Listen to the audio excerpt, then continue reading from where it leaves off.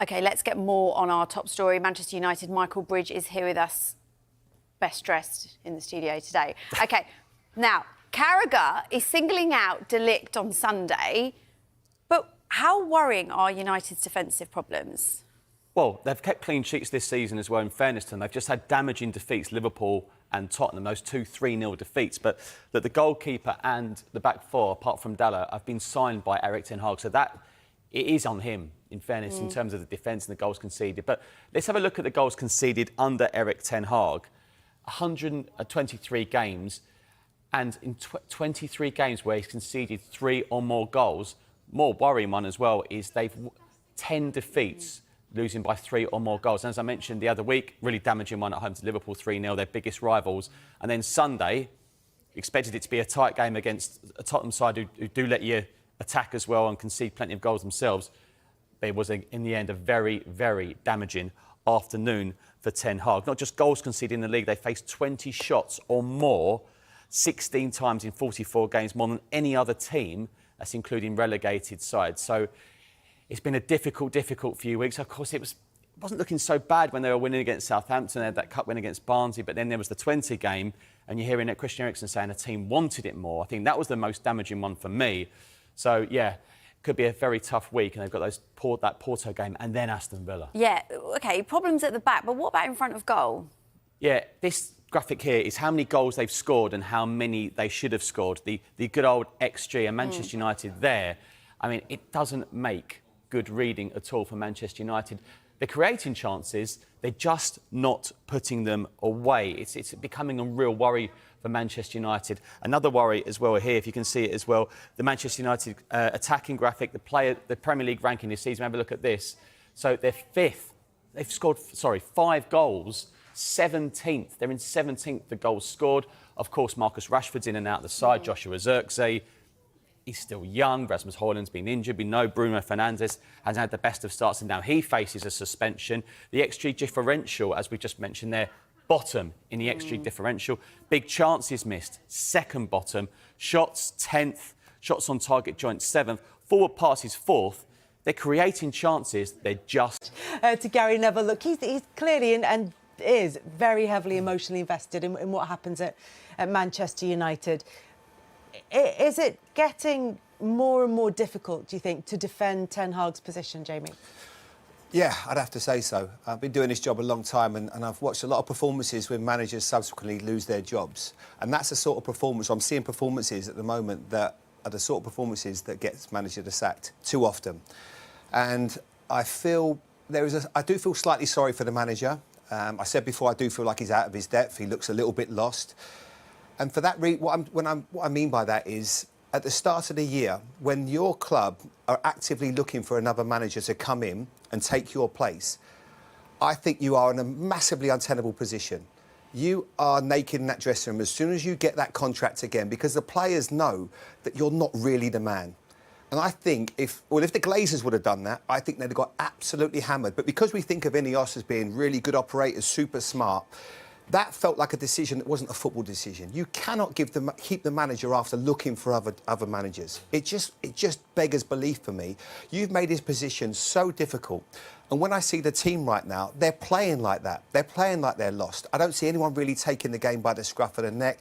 The players that he's brought in don't look right. They are playing with no confidence. They are looking like a team. You can talk about the press all you like. But this club, more than probably any, has a DNA of attacking. Ashley will know it better than I will. They attack, they get after teams. When they're winning, they stamp on their throat and make sure they go 2-3-0 up. And that isn't a lot to do with the press or just not being quite on it. I see too many players looking like... And Gary's right, it's not like you don't care, but it's not like just not putting that extra effort in. Because this club is not built like that. They want to see the players having a go. And I just feel right now, I just don't see how he can keep his job with these performances. I just feel like he looks completely lost. I don't know how he can turn it around. The money that he spent is too much to turn around and say, well, it's OK, let's give him time.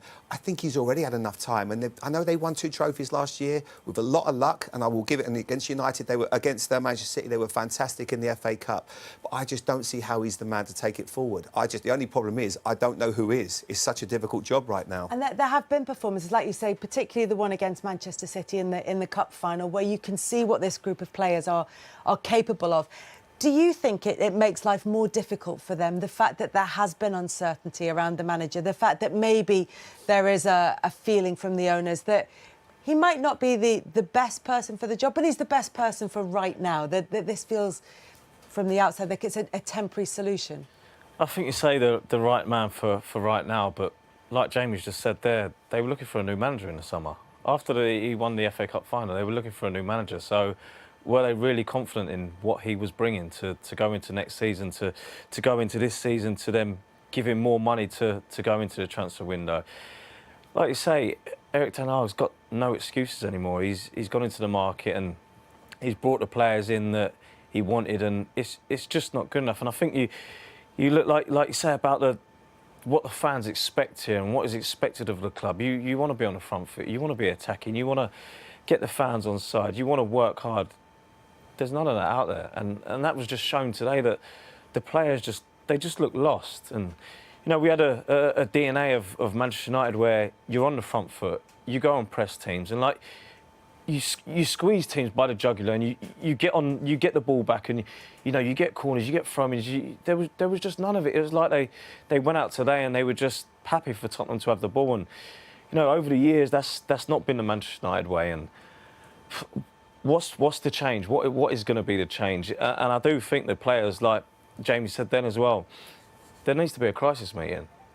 Them players in that dressing room need to have a look at themselves and have a meeting together without any staff there, just with the players, and work out where it's going wrong, what's actually happening, what they need to do. And it's getting back to basics, because right now the basics are not being done. And we said then that Ten Hag come out and said that they had big chances. Well, if you look at the stats on the screen there was 9 big chances for Tottenham. That shouldn't happen here at Old Trafford. And like I say, it's one of them things where players now have to have a long, hard look at themselves and try and take this club back to where it should be, where a lot of players that have played for this club know it should be and know where it can be. And as much as there's been that turnover of players, some of those players are part of that squad. What is the level of this squad of players? Because I think that's where a lot of the frustration comes in, is the gap between what they're capable of and what we're seeing from them.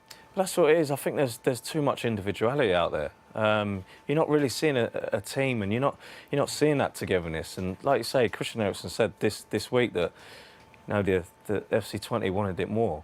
It's not even possible. There's no way you can have a team that wants it more, especially when you're at home and you're starting this season. You want to get rid of what happened last season, what happened in the last few years. I've been here when it was successful. I've been here when it wasn't successful. It's a difficult place, but when you're in this club, you're part of that DNA. You know the size of the club. You know where you can take this club to, and it's just doing the basics. It's doing the right things, and you can't go into a game. And like Gary said there, you don't go out as a player not wanting to work. Everybody wants to work, but I think you saw in the first half there, they were run all over by Tottenham, and that just can't happen. And there's difficult games coming up as well. But in this crunch period for Manchester United, as Gary said, it's also about what they do next after these performances and after these results that we've seen quite a few of them since Sir Alex Ferguson left the club. They've got Porto away in the Europa League. Then they've got Aston Villa at Villa Park, which is by no means an easy feat, and also feels in a similar way to this Tottenham one, is like one of those battles for the top 4 kind of fixtures, and it's on Villa's turf. Yeah, they've got a really big week coming up, as you said there. Not long to recover. They've got to kind of lick their wounds and go again, because not many days between now and Porto. But as you said there, you start looking at the fixture list after you've had a result like this and you go, right, where can we realistically put points up, and also which games might be a little bit easier than others. But all of a sudden now, because the confidence is on the floor, they're not kind of implementing what the manager wants them to do. There's no confidence in the squad. Every game now seems more and more difficult. You get to Brentford, they're flying. They can cause you problems the way that they play. it's going to be difficult for him. And you heard Ten Hag a lot last season speak about it, and the end of the season, the injuries were a concern. That's why we didn't see the best of this Manchester United side, because they had so many injuries. When all these players And are at back, that stage, that was a valid reason, a valid contributing do you know factor. what, it was. And then I think it's only Luke Shaw that's out now. But we're not seeing the signs of that. He spoke about next season will be a lot better because all the players are back. He's invested in the transfer market. And they look worse than they looked last season with the injury. So you start thinking, well, whose fault is it? And as you're saying there, that the players have got to take a little bit of a responsibility, look themselves in the mirror. Am I doing enough in my position? Am I affecting the game enough in this situation, in this time, as we speak in the season? And for me right now, they're not. So it's a big week. And you have to fear for Erik Ten Hag. I get it about the XG, creating opportunities and not taking them. But defensively today, it's pressing, working it together, collective. He just wasn't there at all. They scored 5 goals in 6 games. Manchester United, how can that be right? That sums it up. They spent £616 million. This is a graveyard for great players. Anyone that everyone that comes here seems to just go downhill.